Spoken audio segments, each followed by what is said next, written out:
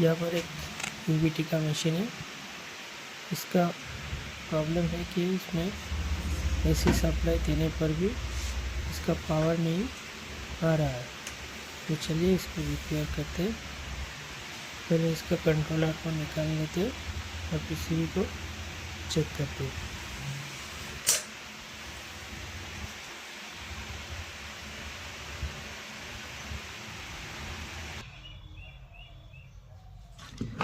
यहाँ पर इसका पीसीबी और ये डिस्प्ले हमने मशीन से निकाल लिया है। अभी पावर ऑन करके देखते हैं वोल्टेज कहाँ पर बन रहा है।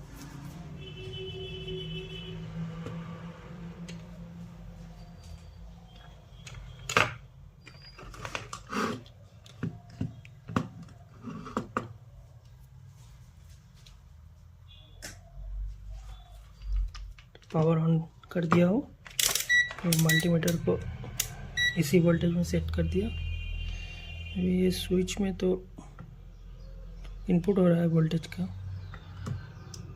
पहले स्विच में ही चेक करते हैं।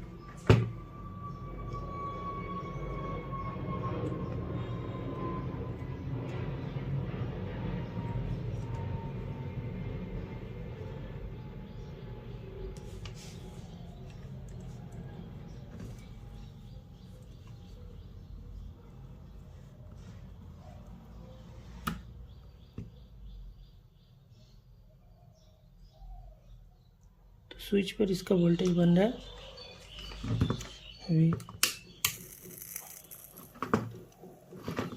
स्विच ऑन करने पर इस पे वोल्टेज बनेगा। यहाँ पर भी बन रहा है वोल्टेज।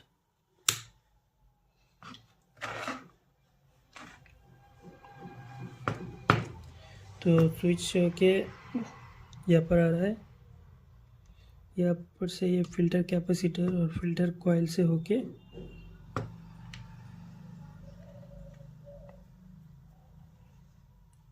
यहाँ पर आ रहा है। यहाँ से इस वायर से वोल्टेज यहाँ पर आ रहा है, यहाँ पर। तो इसमें भी हमको सेम वोल्टेज मिलना चाहिए। यहाँ पर भी वोल्टेज है, अभी यहाँ पर चेक करते हैं। यहाँ पर भी वोल्टेज मिल गया। तो अभी यहाँ पर ये इसका ब्रिज रेक्टिफायर है। ये वोल्टेज यहाँ से आके एनटीसी के थ्रू इस ब्रिज रेक्टिफायर में आ रहा है। ब्रिज रेक्टिफायर के से एसी वोल्टेज डीसी में कन्वर्ट हो रहा है। कन्वर्ट होने के बाद कैपेसिटर, ये कैपेसिटर और एक कैपेसिटर का जगह दिया हुआ है, मगर कैपेसिटर यहाँ पर नहीं है। तो यहाँ पर हम चेक कर सकते हैं। तो ये जो कैपेसिटर का जगह है, यहाँ पर हमको 300 वोल्ट के ऊपर मिलना चाहिए। तो मल्टीमीटर को डीसी में सेट कर दिया। अभी देखिए कैपेसिटर में भी वोल्टेज बन रहा है 326 वोल्ट। तो अभी इसका एसएमपीएस काम अगर करेगा तो यहाँ पर देखिए ये 5 वोल्ट है, 30 वोल्ट है, आपको दिखाया 30 वोल्ट है, ये 5 वोल्ट है। तो इस दोनों में हमको वोल्टेज मिलना चाहिए। तो यहाँ पर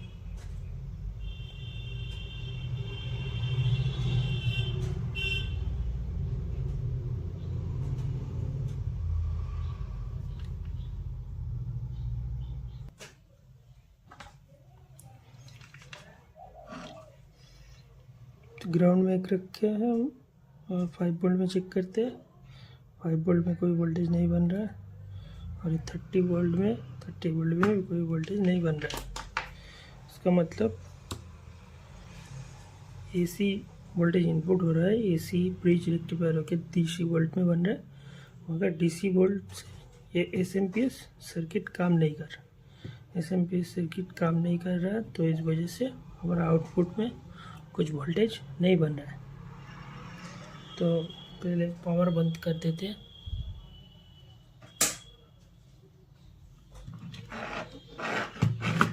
डिस्प्ले को हमको अभी नहीं चाहिए, डिस्प्ले को खोल देते हैं।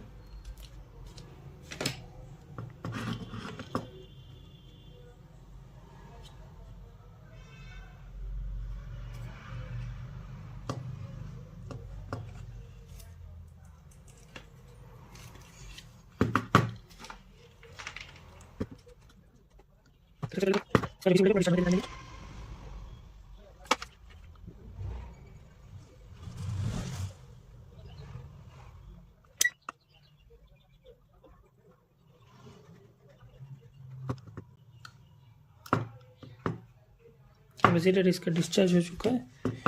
अभी सबसे पहले क्या करते हैं कि यहाँ पर एक 7805 IC लगा जो कि ये माइक्रो कंट्रोलर को चला रहा है। 5 वोल्ट बना रहा है, इस 5 वोल्ट से माइक्रो कंट्रोलर चलता है। तो पहले इस IC में देखते हैं कि यहाँ पर शॉर्ट सर्किट है या नहीं। अगर शॉर्ट सर्किट होगा तो उसी वजह से SMPS काम नहीं करेगा। तो SMPS सर्किट को पहले चेक करने के लिए सबसे पहले देखना पड़ेगा कि जो आउटपुट साइड होता है, लो वोल्टेज साइड, उसमें कहीं पर शॉर्ट सर्किट है या नहीं। तो मल्टीमीटर को बीप मोड सेट कर दिया अभी।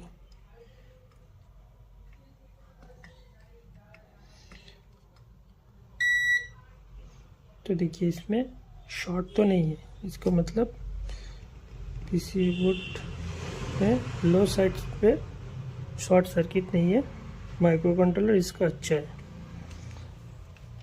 तो इसका मतलब ये सर्किट हमारा बन सकता है SMPS रेडी करने पर। तो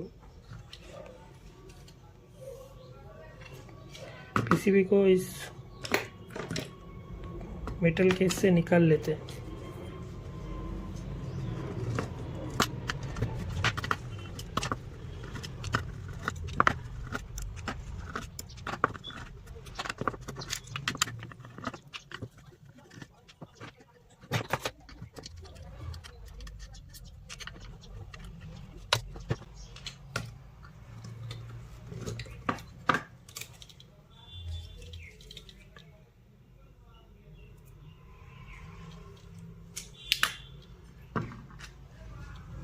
तो देखिए इसमें ब्लास्ट हुआ था, इसमें IC फट गया है। इसमें ये वाला IC फट चुका है। ये इसका स्विचिंग IC है जो इस मॉसफेट को स्विचिंग कराता है। ये इसका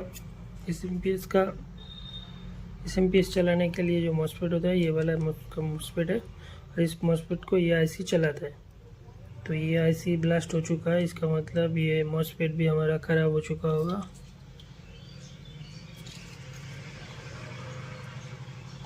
और यहाँ पर देखिए ये जो शंट रेजिस्टेंस लगा हुआ रहता है, इस मॉसफेट से कितना करंट पास हो रहा है वो कैलकुलेट करने के लिए ये भी सारा जल चुका है।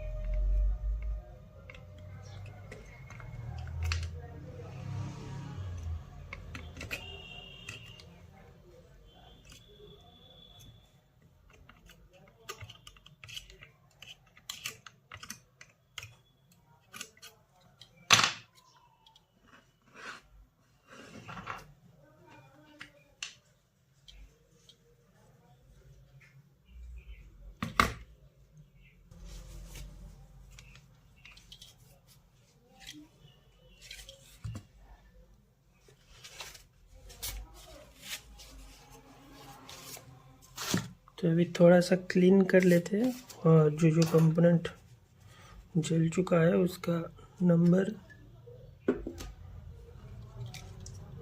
देखने की कोशिश करते हैं क्लीन करने के बाद।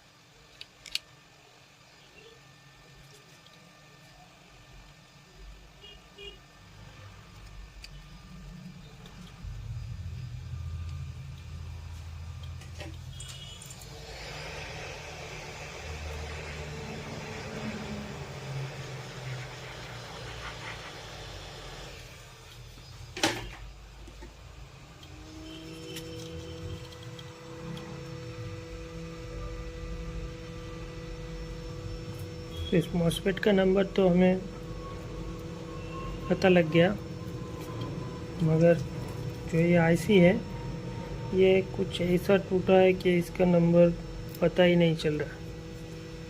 तो जब आईसी का नंबर पता ना चले तो आपके पास अगर दूसरा सेम पीसीबी है तो उससे पता किया जा सकता है। अगर आपके पास सेम पीसीबी नहीं है तो क्या करेंगे कि पहले इसका जो डायग्राम है ना, पूरा आईसी का जो जो पिन है उससे कहाँ पर लाइन जा रहा है, कहीं पर से लाइन इनपुट हो रहा है, पूरा डायग्राम को बनाना पड़ेगा। उसके बाद देखना पड़ेगा कि वो सेम डायग्राम से कौन सा आईसी मैच हो रहा है, इसी हिसाब से आईसी को लगाना पड़ेगा। तो एक काम करते हैं, पहले इस आईसी का डायग्राम को बना लेते हैं, उसके बाद आपको दिखाता हूँ।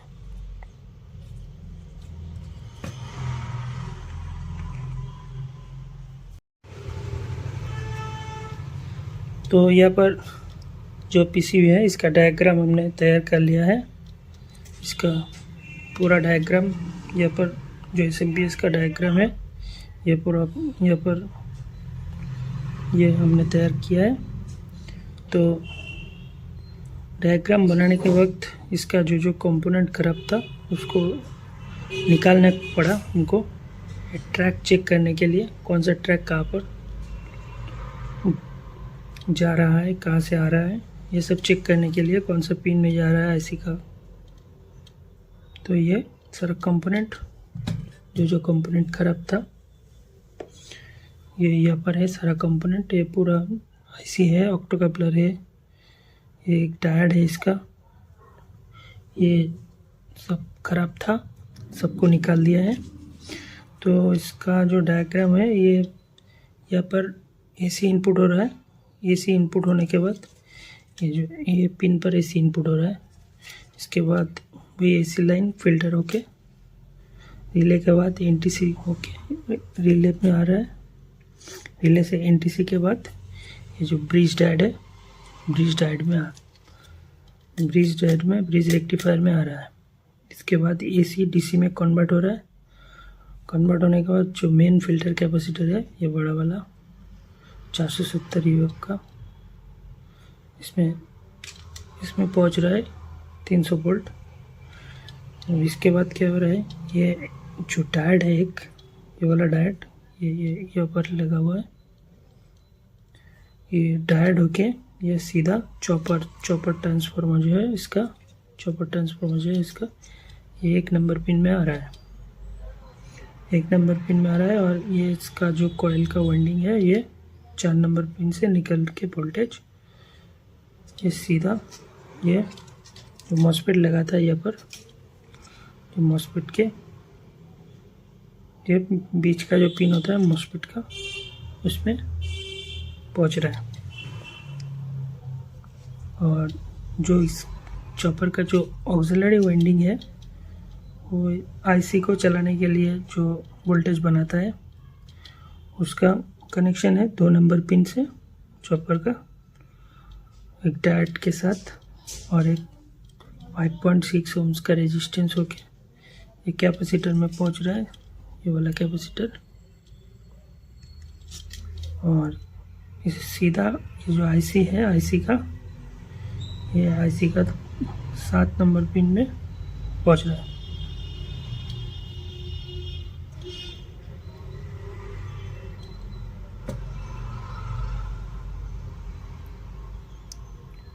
और जो चॉपर का 3 नंबर पिन है वो ग्राउंड के साथ कनेक्टेड है।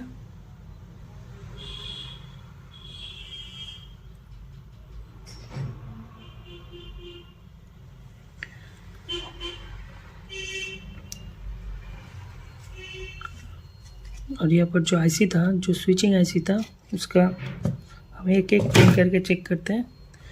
तो जो 1 नंबर पिन है इसका, ये वाला 1 नंबर पिन,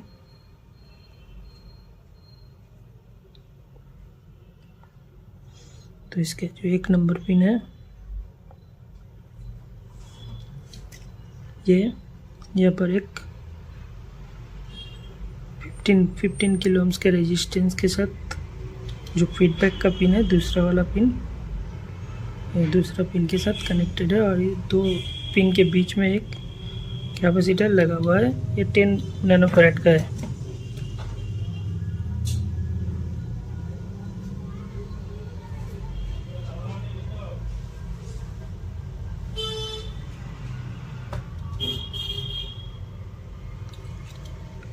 इसके बाद जो आईसी का 3 नंबर पिन है, वो 3 नंबर पिन दो जगह पर कनेक्टेड है। एक तो यहाँ से एक कनेक्शन 680 किलो ओम्स दो रेजिस्टेंस के थ्रू जो 300 वोल्ट का कनेक्शन है उसके साथ कनेक्टेड है। ये यहाँ पर लगा हुआ है एक 680 और एक 680 ओम्स का रेजिस्टेंस, इसके थ्रू इसका 3 नंबर पिन में आ रहा है। एक 680 ओम्स का 680 किलो ओम्स का रेजिस्टेंस खराब हुआ था, तो उसको हमने निकाल दिया है। और फिर वो कनेक्शन दूसरी तरफ एक 1 किलो ओम्स का रेजिस्टेंस के साथ, ये जो हमारा जो ये शंट रेजिस्टेंस लगा हुआ है, 6 शंट रेजिस्टेंस लगा हुआ था, उस शंट रेजिस्टेंस के जो मॉसफेट के तरफ कनेक्शन है वहाँ पर कनेक्टेड है। तो 3 नंबर पिन हमारा गया। 4 नंबर पिन देखते हैं। तो इसका 4 नंबर जो पिन है, 4 नंबर पिन एक रेजिस्टेंस के थ्रू 1 नंबर पिन के साथ कनेक्टेड है। ये 4 नंबर पिन जो है एक रेजिस्टेंस के थ्रू, ये 15 किलो ओम्स ये वाला ख़राब हो गया था, तो इसको हमने निकाल दिया। इसके थ्रू ये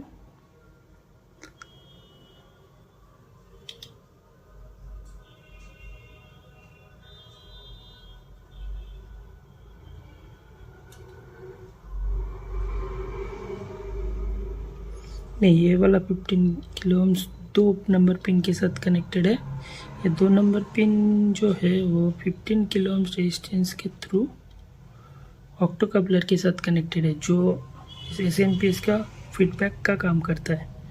ये ऑक्टोकपलर के साथ 15 किलो ओम्स के थ्रू एक 2 नंबर पिन पे कनेक्टेड है।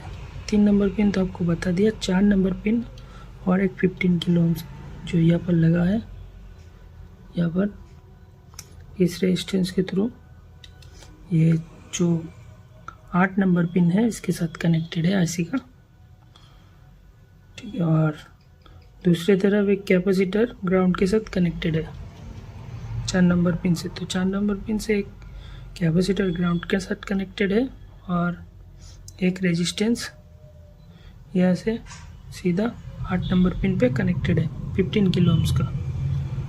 तो इसका जो 5 नंबर पिन है वो डायरेक्टली आईसी का जो 5 नंबर पिन है वो डायरेक्टली ग्राउंड के साथ कनेक्टेड है। ये वाला 5 नंबर पिन डायरेक्टली ग्राउंड के साथ कनेक्टेड है। और 6 नंबर जो पिन है वो मॉसफेट के गेट के साथ कनेक्टेड है, एक 51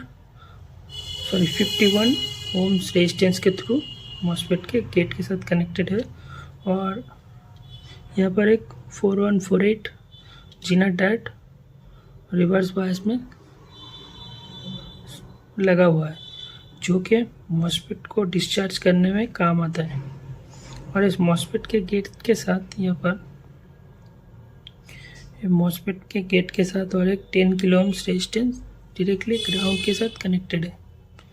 मॉसफेट के गेट के साथ 10 किलो ओम्स का रेजिस्टेंस डायरेक्टली ग्राउंड के साथ कनेक्टेड है। यहाँ पर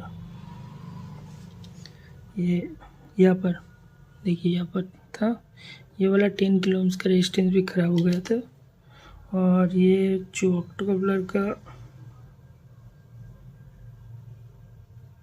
फीडबैक वाला रेजिस्टेंस था, ऑक्टोकपलर का फीडबैक वाला रेजिस्टेंस था, वो वाला भी ख़राब हो गया था। और इसका ऑक्टोकपलर भी ख़राब हो गया था। 817 ऑक्टोकपलर था इसमें। और यहाँ पर जो रेजिस्टेंस था वो तो पूरा नंबर हट चुका था, तो मैंने आइडिया करके जो लगाया वो यहाँ पर 2.2 ओम्स का रेजिस्टेंस था। 6 2.2 ओम्स रेजिस्टेंस का मतलब है करीब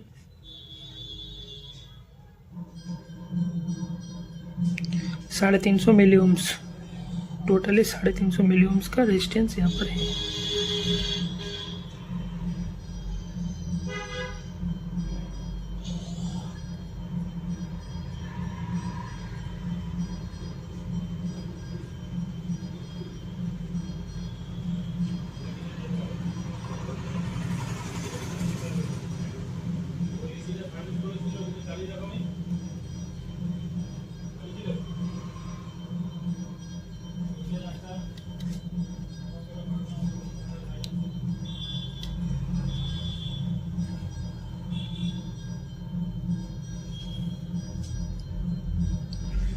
आईसी का 7 नंबर जो पिन है वो तो आपको बताया है, चॉपर से जो ऑक्सिलरी वाइंडिंग है उससे जो वोल्टेज बन रहा है उसी से कनेक्टेड है, और एक स्टार्टअप वोल्टेज बनाने के लिए 2 मेगा ओम का रेजिस्टेंस 300 वोल्ट के साथ कनेक्टेड है। इससे क्या होता है, जो पहले जो आईसी के लिए स्टार्टअप वोल्टेज चाहिए वो सीधा 300 वोल्ट बना देता है। उसके बाद जब आईसी एक बार चालू हो जाता है तो बाकी का जो पावर है इसका ये डायोड के थ्रू, ये रेजिस्टेंस के थ्रू कैपेसिटर में बनता है वोल्टेज, तो जाके ये आईसी काम करता है। तो ये जो आईसी है ये थोड़ा ढूंढने के बाद देखा कि ये एक आईसी के साथ सिमिलर है जो कि हमारा है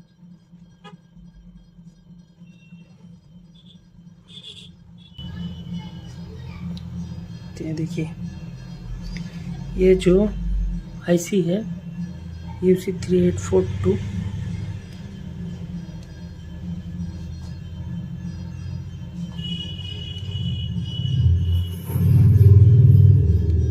ये UC3842 और UC3843 ये वाला आईसी का डायग्राम ये ऊपर जो आईसी लगा हुआ था उसका साथ पूरा ही मैच कर रहा है।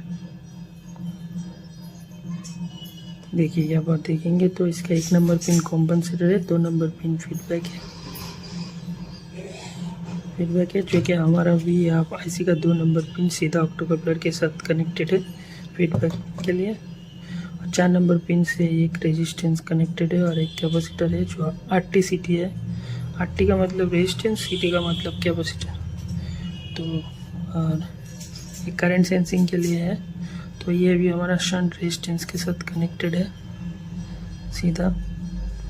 तो ये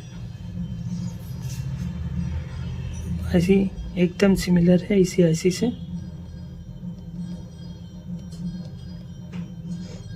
तो और आपको दिखाएंगे तो देखिए इसका थोड़ा डिटेल में देखते हैं।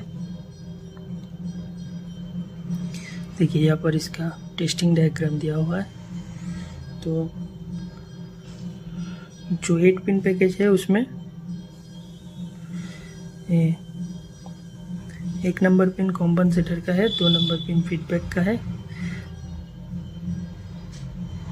3 नंबर पिन करंट सेंस का है। देखिए ये शंट रेजिस्टेंस है, थ्रू ग्राउंडेड है। तो हमारा भी जो सर्किट है, हमारा सर्किट में भी देखिए ये 3 नंबर पिन ये सीधा 1 किलो ओम रेजिस्टेंस के थ्रू ये जो शंट रेजिस्टेंस है इसके साथ कनेक्टेड है।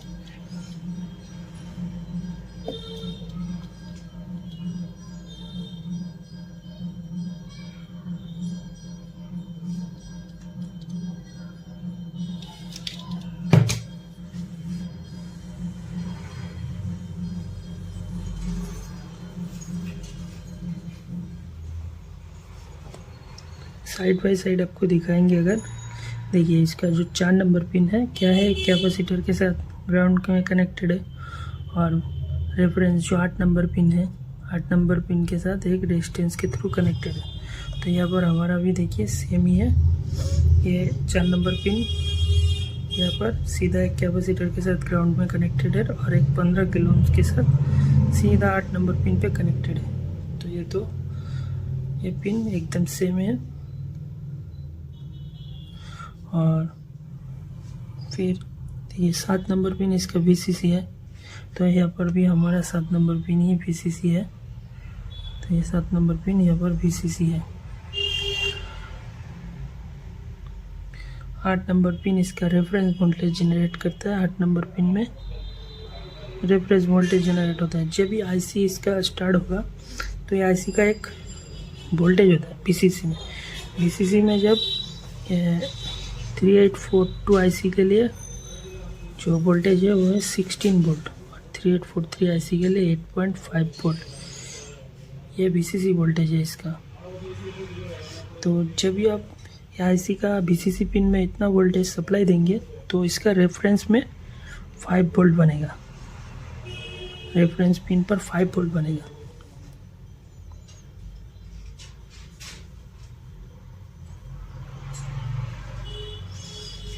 तो और इसका देखिए 6 नंबर पिन सीधा मॉसफेट के गेट के साथ कनेक्टेड है। यहाँ पर हमारा भी सेम ही है, मॉसफेट के गेट के साथ 6 नंबर पिन कनेक्टेड है। देखिए 6 नंबर पिन मॉसफेट के गेट के साथ कनेक्टेड है, ये आउटपुट है।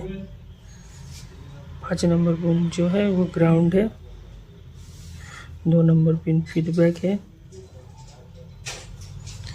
1 नंबर पिन कॉम्पनसेट है,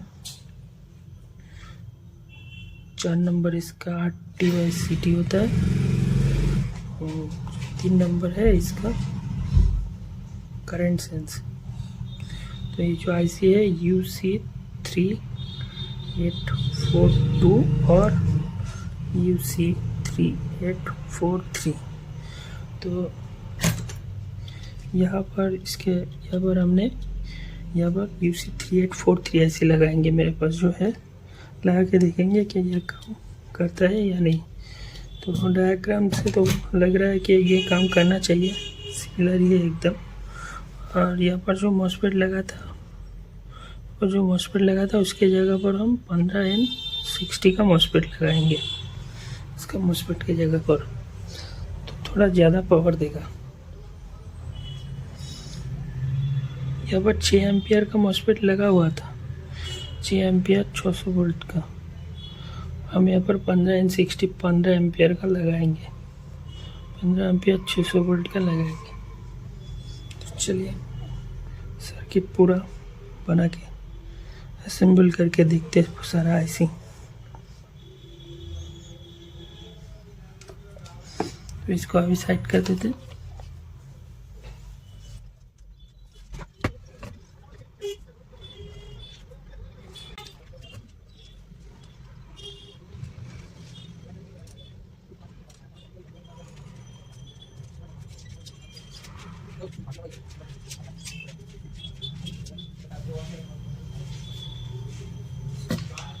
तो ये मॉसफेट है और ये इसका आईसी है, ये ऑप्टोकपलर है। और जो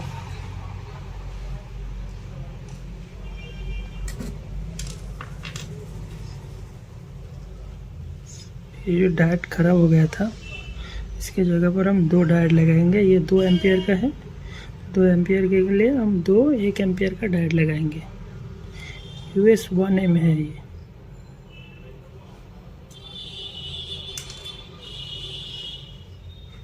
और ये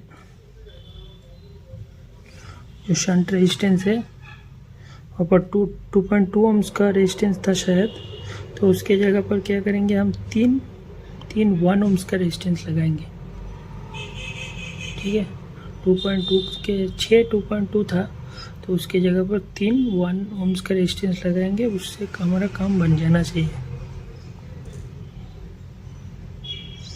बाकी इसमें एक 15 किलो ohms का रेजिस्टेंस खराब है, एक 10 किलो ohms का रेजिस्टेंस भी खराब है, और एक ये 680 किलो ohms का रेजिस्टेंस भी खराब है।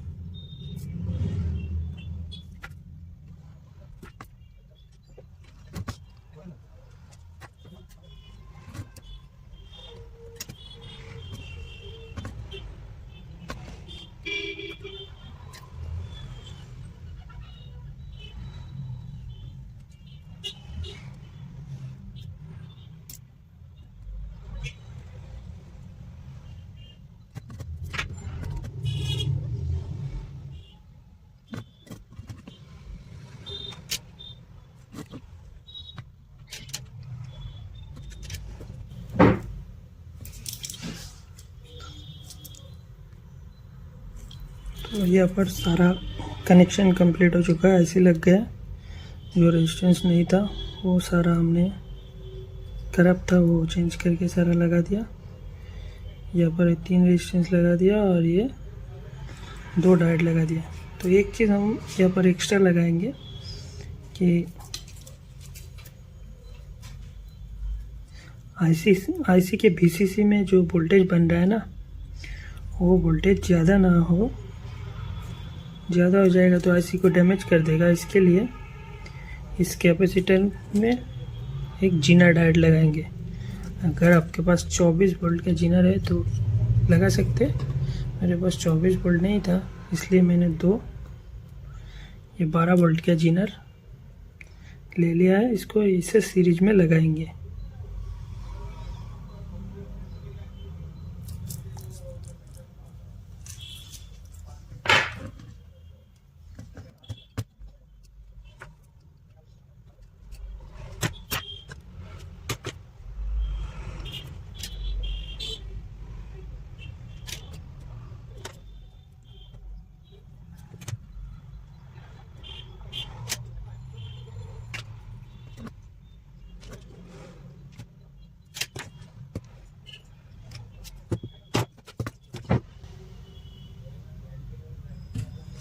तो ये जीना डायोड लगा दिया। अभी इसको पावर देके देखेंगे कि काम करता है या नहीं, आउटपुट में वोल्टेज बन रहा है या नहीं।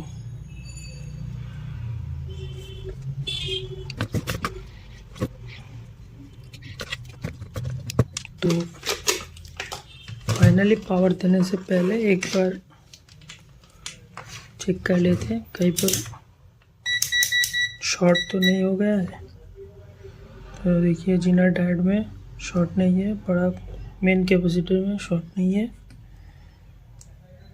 यहाँ पर भी शॉर्ट नहीं है। आईसी के VCC और ग्राउंड के बीच में शॉर्ट नहीं है। रेफरेंस और ग्राउंड के बीच में भी शॉर्ट नहीं है।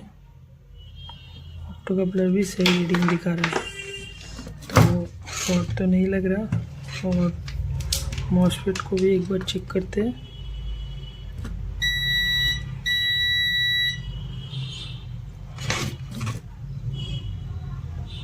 मॉसफेट भी यहाँ पर शॉर्ट नहीं है। तो भी पावर ऑन करके ऑफ कर देंगे पहले टेस्टिंग के लिए।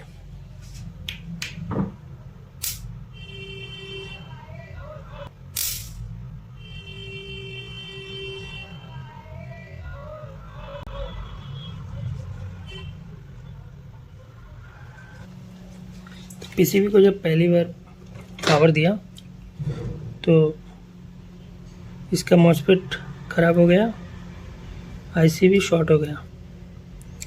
तो बाद में आईसी निकाल के मॉसफेट निकाल के चेक किया तो पता चला कि ये जो जीनर है 4148 वाला ये ख़राब था पहले से, और इसमें इसका 8TCT का कैपेसिटर भी ख़राब था और ये कैपेसिटर भी ख़राब हो गया था। तो और ये जो 1K का रेजिस्टेंस था करंट सेंस का, ये भी ख़राब हो गया था। तो पूरा सब कुछ चेंज कर दिया हो। और जो आईसी यूज़ किया है वो है 3842 वाला आईसी, जो इसका VCC होता है 16 वोल्ट। 16 वोल्ट से नीचे अगर होगा तो ये आईसी ऑन नहीं होगा। 16 वोल्ट के ऊपर ही जब इसका VCC चला जाएगा तो इसका आईसी स्टार्ट होगा। रेफरेंस पिन में 5 वोल्ट बनने लगेगा। तो ये आईसी लगा दिया, मॉसफेट भी लगा दिया। अभी एक बार पावर देके देखते हैं क्या ऑन होता है या नहीं।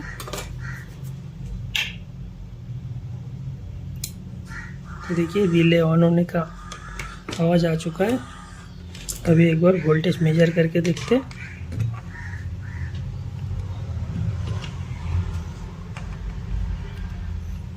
यहाँ पर इसका 30 वोल्ट 34.6 वोल्ट मिल रहा है यहाँ पर। और ये वाला जो 7805 है इसमें एक तरफ 14 वोल्ट के करीब मिल रहा है, दूसरी तरफ 5 वोल्ट है। और इस तरफ ये इसका जो माइक्रो कंट्रोलर ड्राइविंग सेक्शन का है उसमें वोल्टेज जनरेट हो रहा है। तो इसका वोल्टेज 18.2 वोल्ट है। बाकी यहाँ पर इसका रेगुलेटर आईसी है 15 वोल्ट का, इसमें 15 वोल्ट भी बन रहा है। तो सभी वोल्टेज तो हमारा बन चुका है। तो ये एसएमपीएस तो सही हो चुका है। एक बार आपको डायग्राम में दिखाते हैं कि क्या प्रॉब्लम हो गया था और क्या हमने चेंज किया है। तो पीसीबी को साइड कर देते हैं थोड़ा।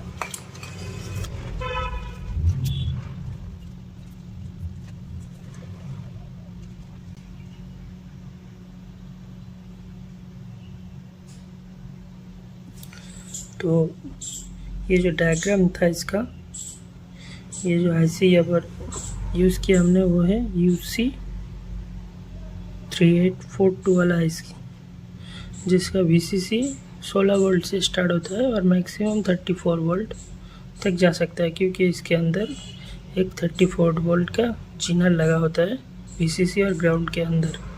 ग्राउंड के साथ ICC के अंदर ही अगर 30 वोल्ट के ऊपर चला जाएगा VCC तो ये आईसी इंटरनली शॉर्ट हो जाएगा, ख़राब हो जाएगा।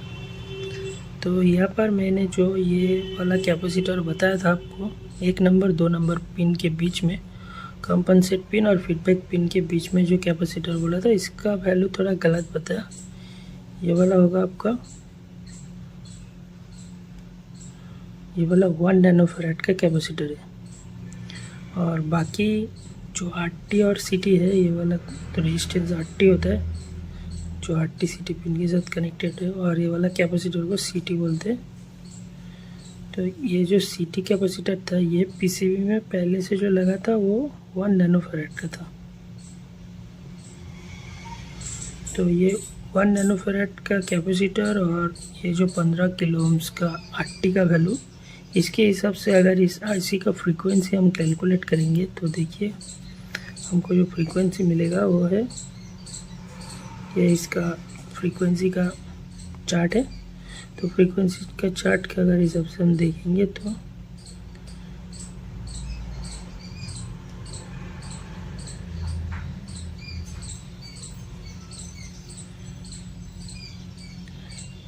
ये जो ग्राफ है, इस तरफ हमारा रेजिस्टेंस का वैल्यू इंक्रीज़ हो रहा है RT का वैल्यू, और इस तरफ हमारा फ्रीक्वेंसी जो है वो किलोहर्ट्ज़ में इंक्रीज़ होगा। तो और ये जो लाइन है, ये जो एक लाइन है, ये CT का वैल्यू शो कर रहा है।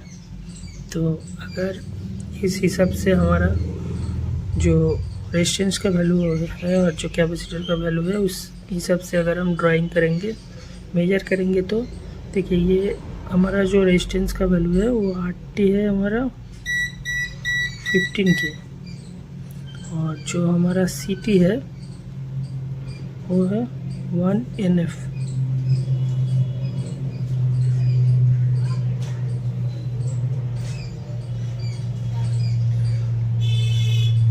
तो इसके हिसाब से हमारा जो रेजिस्टेंस है वो 8 और 20 किलो ओम्स के बीच में ये पर पकड़ सकते हैं 15 के। तो यहाँ से अगर हम लाइन ड्रॉ करेंगे, ये वाला 15 किलो ओम्स का इसका लाइन है रेजिस्टेंस का, और जो हमारा CT है वो 1 नैनोफैराड का है। तो 1 नैनोफैराड कौन सा है, ये वाला, ये जो ब्लैक लाइन है ये 1 नैनोफैराड का है। तो ये जो दोनों का इंटरसेक्शन पॉइंट है ये वाला है। तो इसके सीधा अगर हम एक लाइन फ्रीक्वेंसी की तरफ ड्राइंग करेंगे तो ये 100 किलो ओम के करीब हमारा फ्रीक्वेंसी था।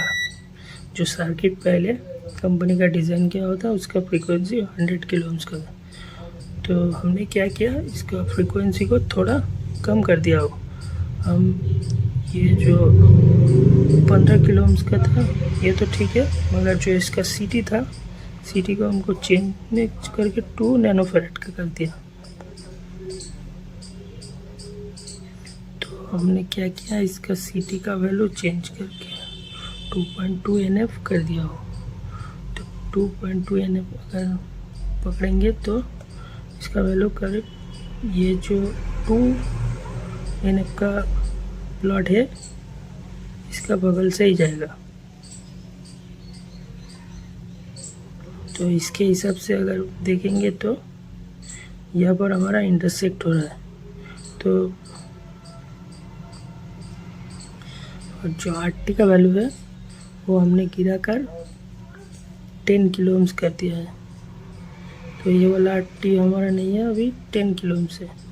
तो 10 किलो ओम्स होगा तो नया जो RT है हमारा यहाँ से जाएगा, पास हो जाएगा। तो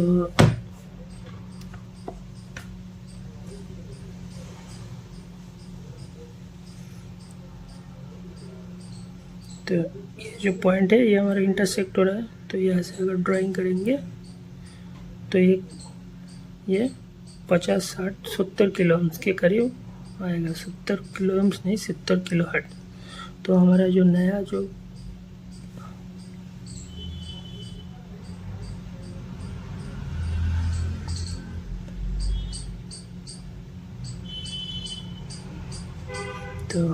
सर्किट का नया फ्रीक्वेंसी है वो 70 किलो हर्ट्ज है। और जो हमारा जो डेड टाइम है वो भी थोड़ा बढ़ चुका है, अभी 2.2 नैनोफैराड हो गया। तो 2.2 नैनोफैराड के हिसाब से अगर जाएंगे तो फ्रीक्वेंसी हमारा 70 है और 2.2, तो डेड टाइम जो है वो थोड़ा बढ़ चुका है अभी।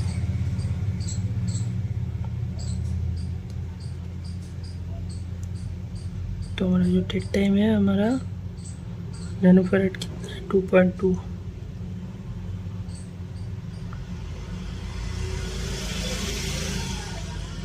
और जो हमारा जो फ्रीक्वेंसी है वो कितना है, 70 किलो ओम्स, 70 किलो हर्ट्ज। तो यहाँ पर देखेंगे ये थोड़ा गलत ड्राइंग कर दिया, यहाँ से जाएगा।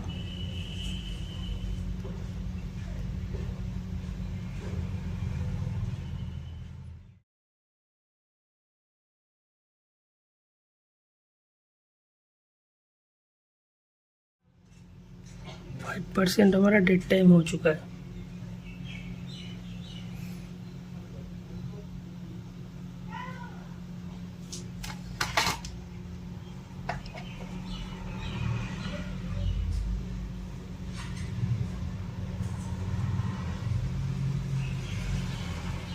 तो नेक्स्ट एक वीडियो में ये जो IC है, ये जो नंबर का स्विचिंग IC है, इसका पूरा कैसे काम करता है और इसका टेस्टिंग सर्किट, इसका frequency calculation, dead time calculation, इसके बारे में पूरा बताएंगे एक वीडियो में। अभी तो ये SMPS रिपेयरिंग के लिए इतना ही काफ़ी है। और एक बार आपको SMPS का सारा वोल्टेज को मेज़र करके दिखा देता हूँ, जो टेस्टिंग पॉइंट होता है।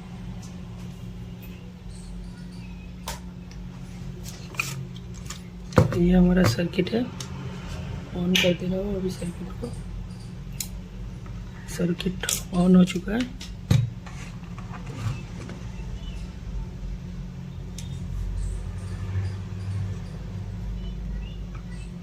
तो देखिए ये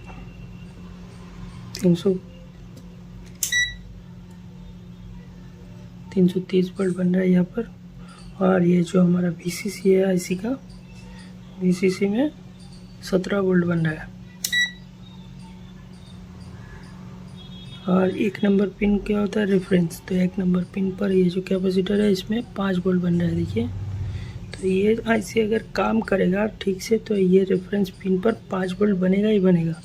अगर ये 5 वोल्ट नहीं बन रहा है इसका मतलब ये IC ठीक से काम नहीं कर रहा है। और इसका जो मॉसफेट का गेट है उस पर देखिए 1 वोल्ट से भी कम बन रहा है, 0.7, 0.8 वोल्ट के करीब बन रहा है। और इसका फ्रीक्वेंसी भी मेजर कर सकते हैं हम लोग। हमने कैलकुलेशन करके आपको बताया कि इसका फ्रीक्वेंसी 70 किलो हर्ट्ज के करीब है। तो अगर फ्रीक्वेंसी मेजर करेंगे तो फ्रीक्वेंसी हर्ट्ज में रख दिया। और ये वाला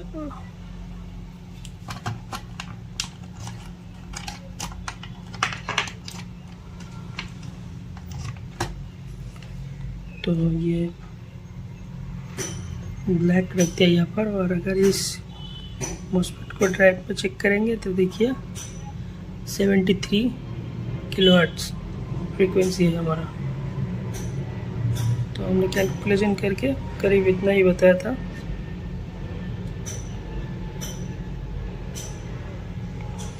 ठीक है, और जो डेट टाइम है वो कितना हमारा था, अगर ड्यूटी टाइम कैलकुलेट देखेंगे तो ये 5% आ रहा है। तो इसका मतलब जो हमने चेक किए थे कि 5% इसका डेट टाइम है, तो वो भी सही है और फ्रीक्वेंसी भी करीब करीब सही है। तो इसको अभी मशीन में लगा कर एक बार चेक कर लेते हैं कि सही से काम हो रहा है या नहीं।